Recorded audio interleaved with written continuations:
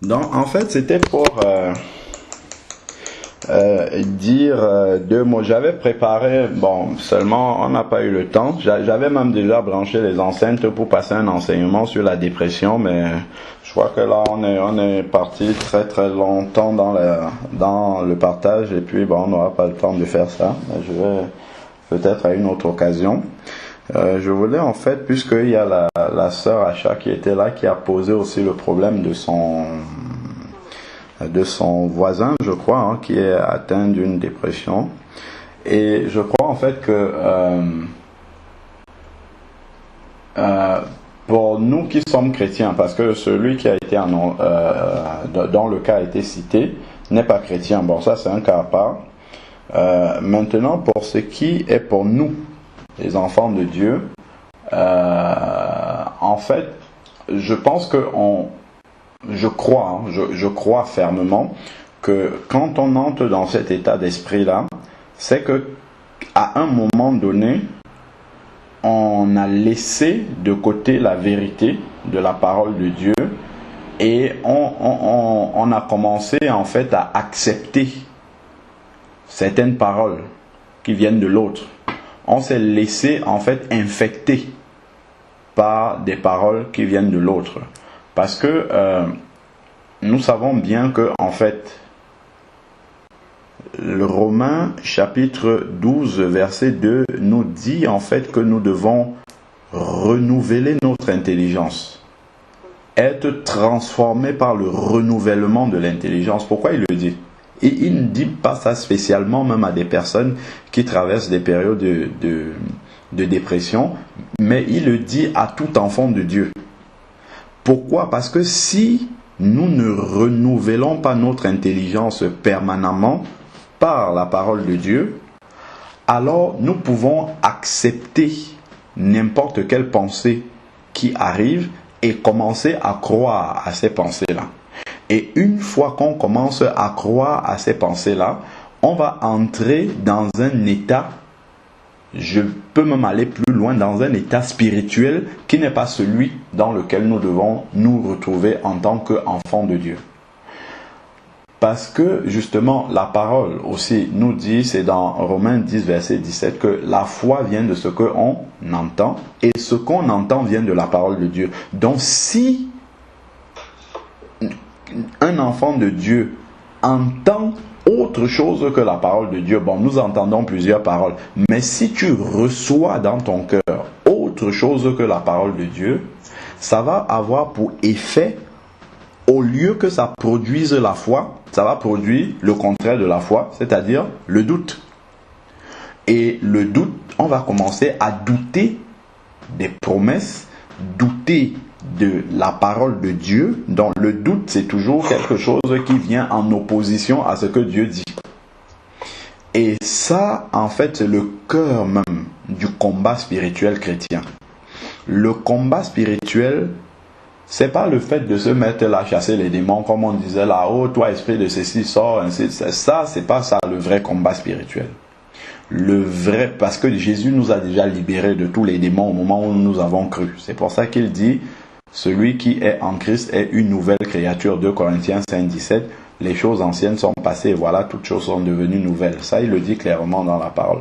Mais le vrai combat spirituel du chrétien tout au long de sa vie spirituelle, ça va être dans les pensées.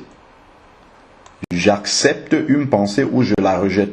Si j'accepte une pensée, ça va déclencher une pensée qui n'est pas de Dieu, ça va déclencher quelque chose en moi qui va faire reculer la foi. Ou alors si j'accepte une pensée qui est une pensée de Dieu, ça va faire plutôt grandir la foi. Et donc voilà comment, à force d'écouter et de recevoir dans son cœur, dans ses pensées, des paroles qui ne viennent pas du Seigneur, ça va nous entraîner progressivement dans un état, et finalement on va se retrouver dans un état en fait qui va nous conduire en fait dans un état dépressif. Et ça, normalement, en tant qu'enfants de Dieu, nous avons toutes les armes dans la parole de Dieu. Non seulement les armes qui sont citées dans Éphésiens 6, mais toutes les autres armes que le Seigneur nous donne au travers de sa parole pour éviter de nous trouver dans cette situation. Au contraire, même, c'est nous qui devons apporter notre assistance à ceux qui sont dans cet état-là. Quand on regarde par exemple David qui était connecté au Seigneur, c'est lui qui allait assister Saül qui lui était dans la dépression. Donc c'est plutôt nous, en tant qu'enfants de Dieu. Pourquoi? Parce que nous avons l'esprit du Seigneur en nous. Et nous savons bien que le Seigneur ne nous a pas donné un esprit de timidité et ainsi de suite. Donc c'est plutôt nous avons en nous toutes les armes qu'il faut pour aller en renfort, aider ceux qui sont dans cet état-là. Mais si nous commençons à accepter que nous pouvons même un temps soit peu être dans cet état-là, ça veut dire que quelque part, nous avons perdu une bataille dans la pensée. Le diable a réussi à nous faire accepter quelque chose qui normalement n'existe pas pour un chrétien. Donc, ça déjà, pour ce que je comprends, c'est qu'il y a d'abord un travail important à faire confiance au Seigneur et à ce qu'il dit dans sa parole. Ça, vraiment, c'est là où tout le travail va se faire. Bon, c'est vrai, on peut prier pour aider à sortir vraiment, mais c'est ça la clé, le nœud même, il est là. C'est Jésus a dit ça de moi, je crois ce qui est écrit là, même si n'importe qui vient se mettre devant moi pour me dire, ah oui, tu n'es pas ci, mais tu es plutôt ça. Je dis non, comme le diable est venu se placer devant Jésus. Si vous lisez dans Luc chapitre 3, verset 22 par là, il est dit, lorsque Jésus est sorti des eaux du baptême, le ciel s'est ouvert et une voix, la voix du Père a parlé, celui-ci est mon fils bien-aimé. C'est une phrase affirmative. Il n'y a absolument aucune ambiguïté dans cette phrase-là. Mais peu de temps après, qu'est-ce qui s'est passé quand l'Esprit conduit Jésus dans le désert? Tout de suite, le malin vient se présenter et qu'est-ce qu'il dit? Si tu es le Fils de Dieu, transforme ces pierres en pain. Si. Donc il vient avec le doute. Et la Bible nous a bien dit dans Matthieu 10 que le disciple sera traité comme son maître. Donc si Dieu dit que voici, si quelqu'un est en Christ, il est une nouvelle créature. Si toi tu penses que tu as encore les choses anciennes, ça c'est pas la faute de Dieu. Et Dieu ne va jamais venir te faire croire ce qu'il a déjà dit dans sa parole. Ça, c'est pas son travail. Le travail du Saint-Esprit, c'est de te dire, voici ce qui est écrit sur, voilà la parole que Dieu a donnée. Il faut que tu reçoives cette parole-là. Ça, c'est notre travail. Parce que le Saint-Esprit, la prière, a une efficacité, a un travail qu'elle va produire en nous, mais nous avons notre part à faire. Et Dieu ni le Saint-Esprit ne va jamais faire le travail à notre place. Donc nous avons notre part, en fait, de responsabilité à prendre pour sortir de cet état-là. Bon, j'ai quelques versets que je veux lire qui vont nous aider à comprendre un peu ce que je suis en train de dire. Donc, si je prends 1 Corinthiens 16, verset 13. 1 Corinthiens 16, verset 13 nous dit, « Veillez, demeurez ferme dans la foi. Veuillez demeurer ferme dans la foi. Soyez des hommes. Fortifiez-vous. » Vous voyez, ça, ce sont des phrases qui sont dans le même temps de conjugaison que lorsque Jésus a dit « Allez et faites de toutes les nations des disciples ». C'est à l'impératif. Quand Jésus dit « Allez et faites de toutes les nations des disciples », c'est un ordre qu'il nous donne. Donc quand il dit « Fortifiez-vous », c'est un ordre. Pourquoi Dieu peut nous donner l'ordre de nous fortifier? Parce qu'il nous a donné tout ce qui est nécessaire pour pouvoir nous fortifier nous-mêmes, sans même avoir besoin de crier « Seigneur, viens me fortifier ». Il nous a donné l'adoration, il nous a donné le parler en langue, il nous a donné l'édification par la lecture de la parole, il nous a donné l'édification par la communion fraternelle, il nous a donné tout un ensemble, et Éphésiens 6 nous parle encore d'autres armes, tout un ensemble justement d'armes pour pouvoir nous fortifier, nous renouveler. Quand on lit dans Éphésiens 5, verset 22, il va dire... Éphésiens 5, verset 22, c'est un verset que nous lisons assez souvent, à partir du verset 18. Ne vous enivrez pas de vin, c'est de la débauche, mais soyez remplis du Saint-Esprit. Soyez, voilà, c'est encore à l'impératif, mais soyez remplis du Saint-Esprit. Entretenez-vous. Comment je fais pour être rempli du Saint-Esprit? S'entretenir par des psaumes. Constamment, la lecture, c'est bien de lire les psaumes, mais il faut les croire. Ça, c'est autre chose, ça. Si je lis les psaumes et que je ne crois pas un mot de ce que je lis, ça n'aura aucun effet dans ma vie. Et moi, j'ai pu le vivre pratiquement quand je n'étais pas encore converti, quand j'étais religieux. J'allais dans la religion de mes parents, je lisais la Bible. Je lisais bien ce que je suis en train de lire aujourd'hui, mais ça n'avait aucun impact dans ma vie. Pourquoi? Parce que une fois que je finissais de lire la Bible, je ferme, j'ai rempli mon devoir. Tout ce que j'ai lu, ça s'arrête en même temps dans mes pensées au moment où j'ai fermé ma Bible. La prochaine fois que je viens rouvrir ma Bible, voilà, je me replonge dans ce que j'ai lu. Une fois que je referme la Bible, c'est terminé. Mais il n'en est pas de même pour les enfants de Dieu. Quand je lis une parole, quand je médite une parole, je peux rester du temps sur un verset pour laisser ce verset-là travailler en moi, aller en profondeur et produire la foi dans ma vie. Et c'est ça qui va maintenant avoir de l'impact, de l'incidence dans ma vie pratique quotidienne de chaque jour. Et c'est là que ça montre véritablement que cette parole-là, je l'ai reçue dans mon cœur. Et c'est ça qui peut transformer mon intelligence. Donc, il parle des psaumes, des hymnes, dont l'adoration, les cantiques spirituels, chanter, célébrer le Seigneur, ainsi de suite. Pourquoi? Parce que lorsque tu adores le Seigneur, lorsque tu célèbres le Seigneur, le Saint-Esprit fait monter la joie. Et ce n'est pas une joie terrestre, parce qu'il y a la joie que tu peux manifester parce que tu as reçu une bonne nouvelle. Ça, c'est une joie charnelle qui va s'arrêter très vite une fois que la nouvelle sera complètement acceptée, comprise. Au bout d'un moment, cette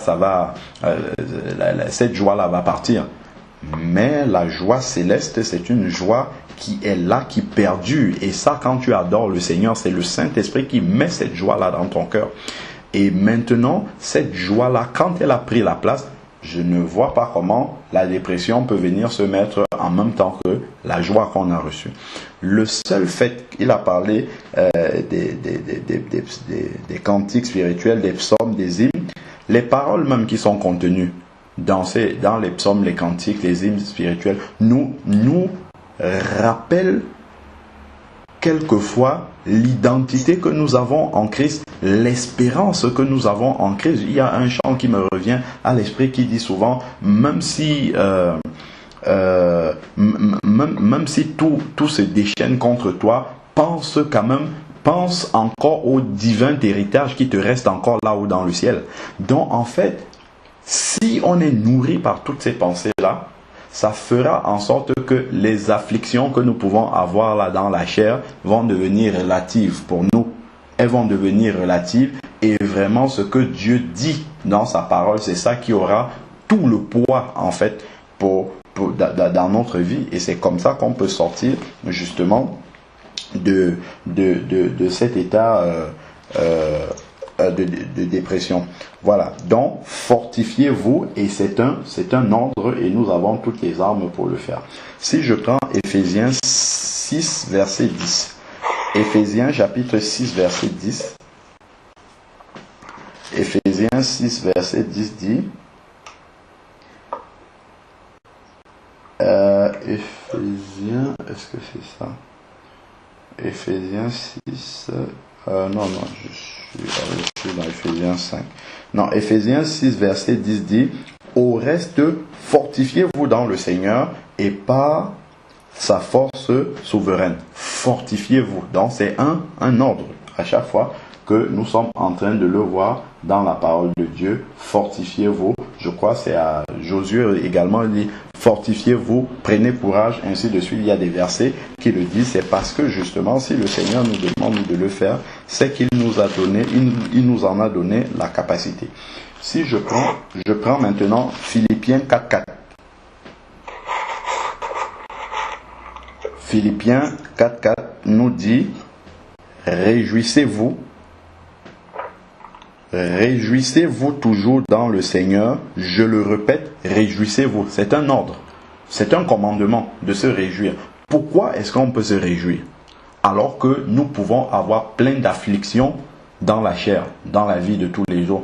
Pourquoi? Parce que justement, le Seigneur nous a donné une espérance qui est hautement plus grande que tout ce qui peut exister sur cette terre. Et lorsque nous nous attristons souvent par les afflictions que nous avons, ainsi de suite, quand je ne parle pas d'une tristesse passagère comme ça, parce que peut-être on nous annonce une bonne nouvelle sur le coup, on est triste, mais je parle vraiment d'un état qui perdure sur le temps et qui nous mine vraiment. En général, quand nous entrons dans cet état-là, c'est qu'on a perdu de vue déjà l'espérance que nous avons en Christ. Et ça nous arrive à nous tous. Mais pour ressortir de cet état de tristesse-là qui peut parfois durer quelques jours, ainsi de suite, c'est que nous sommes replongés dans la parole de Dieu et la parole de Dieu a nourri à nouveau nos pensées, a renouvelé nos pensées, a changé nos pensées et nous a conduit justement à discerner la volonté de Dieu qui est bonne, agréable et parfaite. Et cette volonté de Dieu, c'est que le Seigneur m'a déjà promis tout l'héritage et il me donne même les arts de cet héritage-là sur cette terre. Seulement, Satan m'a amené à éloigner mes yeux de cette réalité qui est spirituelle, qui souvent n'est pas manifestée physiquement. Et c'est ça qui me conduit à penser ce que je pense et à rester dans cette tristesse-là. Mais il dit ici, réjouissez-vous toujours dans le Seigneur. Pourquoi dans le Seigneur? Parce que c'est dans le Seigneur que tu vas retrouver la véritable identité que tu as. Le monde séculier ne va jamais te rappeler ta vraie identité. Le monde séculier va te renvoyer l'image qu'il veut te renvoyer et c'est l'image que le diable lui a de toi. Donc, ce n'est pas une image qui va te construire et te permettre d'avoir la valeur que Dieu te donne. Donc, si tu accordes du prix, du crédit à ce que le monde séculier te dit, quand je parle du monde séculier, ça, c'est tout ce qui n'a pas Dieu, tout ce que le monde qui n'a pas Dieu, ça peut intégrer des personnes proches qui nous, qui ne sont pas inspirées par le Seigneur. Pourquoi? Parce qu'ils n'ont pas son esprit. Donc l'autre peut parler au travers d'eux, l'autre peut manifester des gestes déplacés au travers d'eux, et ainsi de suite, peut manifester des comportements au travers d'eux, ainsi de suite. Et ça, si nous considérons ces choses-là, alors que ça ne vient pas de Dieu, c'est pas ce que Dieu dit de nous, forcément, ça va nous amener à avoir une mauvaise opinion de nous-mêmes, une fausse opinion de nous-mêmes, et ça c'est remettre en question carrément tout le travail que Dieu a accompli à la croix, parce que c'est parce que Jésus est passé par la croix que nous sommes une nouvelle créature, entièrement nouvelle. Et cette image-là ne doit jamais être oubliée ou minimisée ou même déformée par quelque pensée que ce soit. Donc toujours vraiment garder dans sa pensée. Et ça, c'est un devoir. Parce que avoir la foi, en fait, en tant qu'un enfant de Dieu, c'est un devoir. C'est pas le Seigneur qui va venir avoir la foi à notre place. C'est vrai que dans certaines circonstances, oui, bon, devant une circonstance un peu difficile ponctuellement, on peut dire, oui, bon, Seigneur, vraiment, j'ai du mal à croire, je sais que tu vas intervenir, viens à mon secours, viens au secours de ma foi, mais ça ne doit pas être une situation permanente. Parce que si on reste dans cette situation permanente-là, on devient un terrain propice pour l'autre, parce que l'autre, lui, ne nous fait absolument aucun cadeau. Aucun cadeau. Je ne sais pas où j'ai lu ça cette semaine, peut-être vous avez lu ça aussi, où il est dit que les disciples du Seigneur restent toujours à ses pieds, mais les disciples du diable ne sont jamais à ses pieds, ils sont en train de travailler partout, en train de détruire les vies et ainsi de suite. Et ça, vraiment, ça reflète effectivement le travail que le diable fait dans les vies. Si nous lui laissons déjà les gens qui sont vraiment, en bonne communion avec le Seigneur dans leur marche, le diable ne les laisse pas tranquilles. À plus forte raison, si on lui donne un terrain propice pour venir s'installer, il ne va pas hésiter. Le diable, comme dit Jean 10, il est là pour détruire, égorger et tuer. Si nous lui donnons la moindre occasion, surtout si quelqu'un a déjà connu Jésus et qu'il lui ouvre la moindre ouverture, le diable ne va pas hésiter. Quand je parle du diable, il ne faut pas s'attendre à voir quelqu'un qui va venir avec les deux cornes sur la tête, mais c'est qu'il va utiliser tout ce qui est utilisable autour de nous pour nous enfoncer au maximum qu'il pourra, pour être sûr qu'on ne va pas pouvoir remonter de là. Mais grâce à Dieu, nous avons toutes les armes pour remonter à la surface et marcher avec le Seigneur, parce que la Bible dit que le juste chute 7 fois, mais à chaque fois le Seigneur le renouvelle. Je vais juste finir avec un dernier passage qui doit vraiment être médité, compris, examiné et puis pris par la foi véritablement, parce que ce passage-là on le lit souvent, mais on ne réalise pas toujours lorsque nous sommes dans les circonstances où il faut réaliser ces versets-là. On les oublie souvent, alors que c'est vraiment là qu'il faut les confesser dans la foi. Romains chapitre 8, versets 37 à 39. Romains chapitre 8,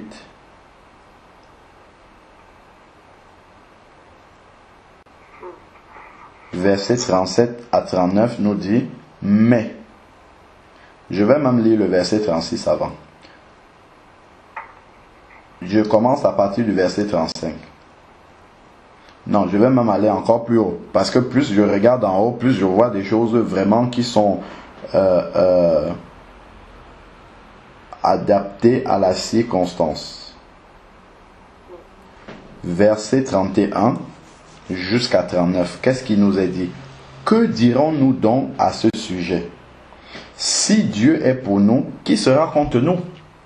Si je suis un enfant de Dieu qui marche dans la vérité, qui va être contre moi puisque Dieu est avec moi?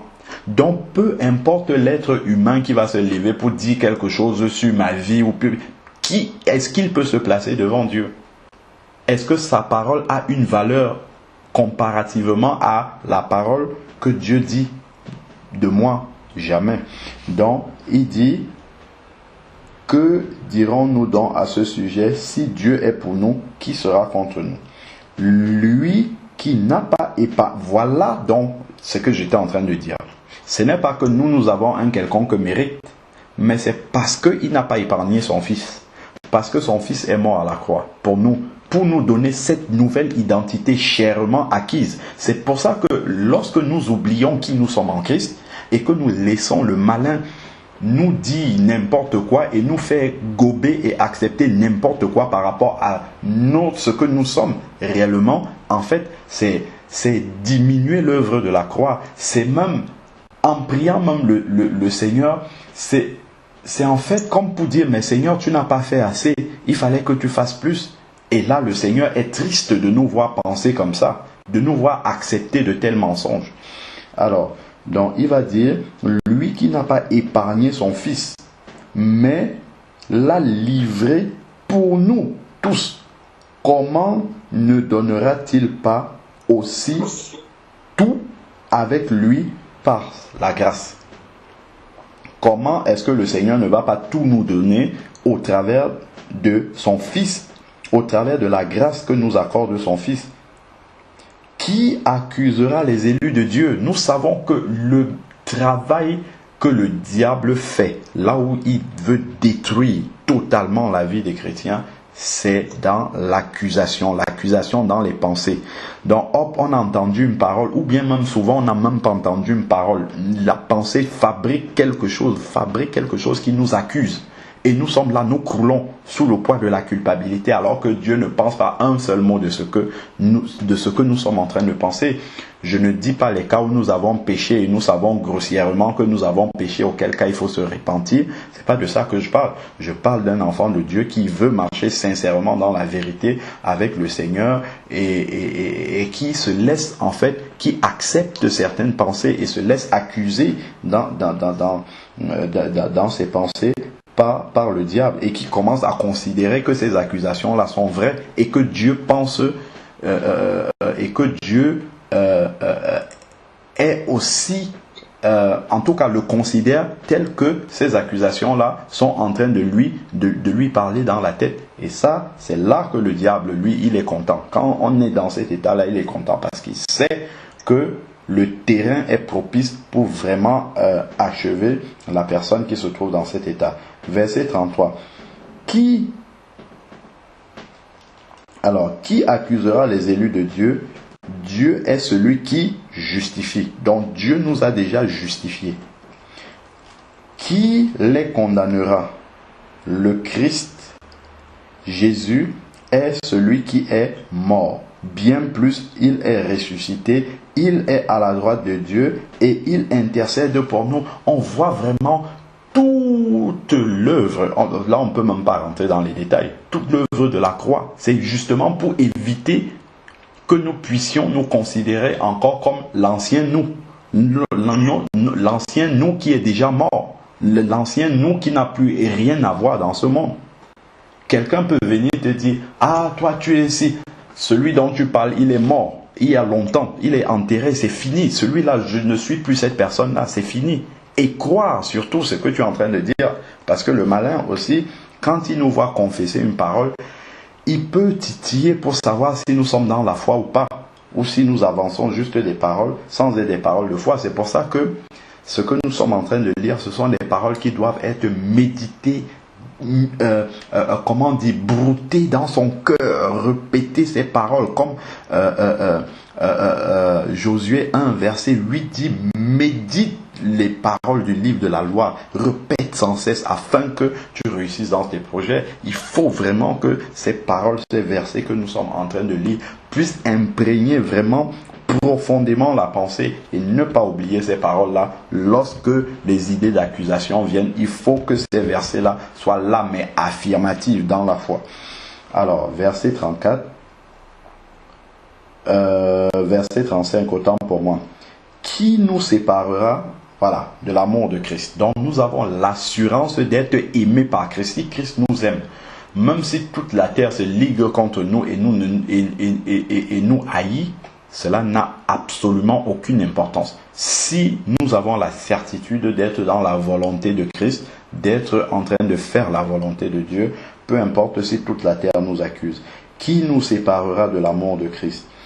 Est-ce la tribulation ou l'angoisse ou la persécution ou la faim ou le dénuement ou le péril ou l'épée? Selon qu'il est écrit, à cause de toi, on nous met à mort tout le jour. On nous considère comme des brebis qu'on égorge. Verset 37. Mais dans toutes ces choses, dans quelles choses? Dans la famine, dans la tribulation, dans l'angoisse, dans la persécution, dans le dénuement, dans l'épée, dans le péril. On voit que ici, ça ce sont vraiment de grandes souffrances, même physiques. Et il va dire dans toutes ces choses, dans toutes ces souffrances charnelles, corporelles, terrestres, dans toutes ces souffrances-là, verset 37, mais dans toutes ces choses, nous sommes plus que vainqueurs par celui qui nous a aimés. Donc, malgré qu'il traverse toutes les tribulations dans la chair, qu'est-ce qu'il dit? Nous sommes plus que vainqueurs par celui qui nous fortifie. Pourquoi il peut dire ça? Parce qu'il voit le but. Il voit le but, il sait que de toute façon, la Bible va nous dire dans le verset 28 du même chapitre de Romains 8, nous savons du reste que toute chose concourt au bien de ceux qui aiment Dieu. Celles que notre chair peut considérer comme mauvaises et les bonnes, l'ensemble concourt à notre bien. Donc voilà pourquoi il peut crier ici, nous sommes plus que vainqueurs par celui qui nous fortifie. Donc la victoire appartient à celui qui est en Christ. Nous sommes plus que vainqueurs par celui qui nous a aimés. Nous avons encore une fois ici l'assurance de l'amour du Seigneur.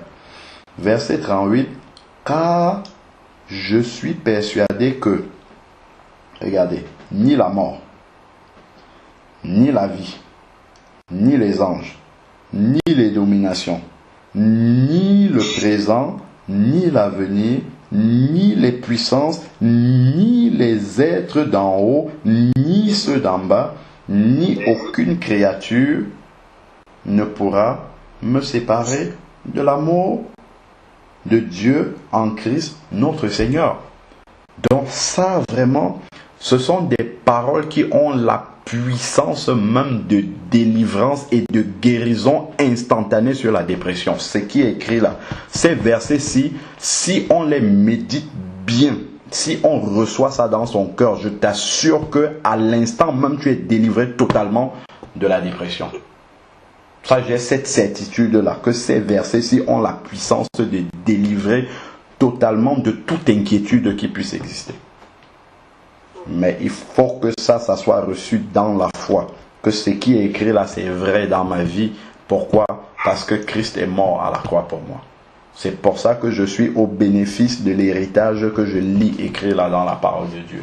Et s'accrocher à ce qui est écrit. Comme ça, quand le malin va venir avec ses pensées, ah, tu crois que tu es ceci? Il est écrit ça. Ah, mais il est aussi écrit ça. Il est aussi écrit ceci. Et on confesse en restant dans la foi. Et là, le malin va s'éloigner de nous. Il va voir comment on va regagner l'assurance dans la parole de Dieu et commencer à se comporter comme quelqu'un qui est assuré de l'amour de Dieu, assuré de l'assistance du Seigneur et qui vit comme tel, qui a la conscience de son identité en Christ et qui ne se laisse pas mettre sous un joug quelconque venant du malin. Et là, vraiment, voilà comment est-ce que tu pourras prendre le dessus totalement parce que Dieu t'a donné toute l'autorité. L'Église peut t'aider à prier pour ça. Mais au-delà de la prière, il y a un travail personnel à faire dans la foi. Moi, je crois que c'est un problème de foi dans la parole de Dieu. C'est tout. Une fois que cette foi-là... Est-ce que je pourrais parler après? Bien sûr, on va échanger après. Une fois que cette foi-là a pris la place. Et on dit bien que la foi grandit avec quoi? La parole de Dieu. Romains 10, verset 17. La foi vient de ce qu'on entend, et ce qu'on entend vient de la parole de Dieu. Donc le fait de méditer cette parole, méditer dans un esprit de prière, fait en sorte que, progressivement, quand on lit cette parole-là, on commence à croire ce qui est écrit. Ah, Seigneur, tu dis ça sur moi. Tu dis ça sur moi. C'est vrai que je ne me voyais pas comme ça. Je vois des manifestations qui ont l'air d'aller dans le sens contraire. Mais toi, tu dis ceci. Et je sais que mes cinq sens ne me renvoient pas la réalité spirituelle qui est la vérité. C'est ce que ton esprit me dit. C'est ça qui est la vérité. Et non ce que mes cinq sens me renvoient. Seigneur, donc, je m'accroche à ce que mon esprit est en train de me témoigner par rapport à cette parole-ci que je suis en train de lire. Et ça aura la puissance de délivrance totale, de guérison complète, durable, efficace, venant directement du trône de la grâce du Seigneur. Père, nous voulons te bénir encore pour ces quelques mots que tu nous as donnés, de partager vraiment sur la victoire que tu as déjà eu, Seigneur Père, sur tout état dépressif dans lequel, Seigneur Père, un de tes enfants peut se trouver. Seigneur Père, je te prie que vraiment ta parole puisse libérer encore, Seigneur Dieu Tout-Puissant, tous tes enfants qui se sont laissés mettre sous ce joug-là par l'ennemi, Seigneur Dieu, qu'ils réalisent par ta parole leur véritable identité en Christ et qu'ils puissent marcher, Seigneur Dieu Tout-Puissant,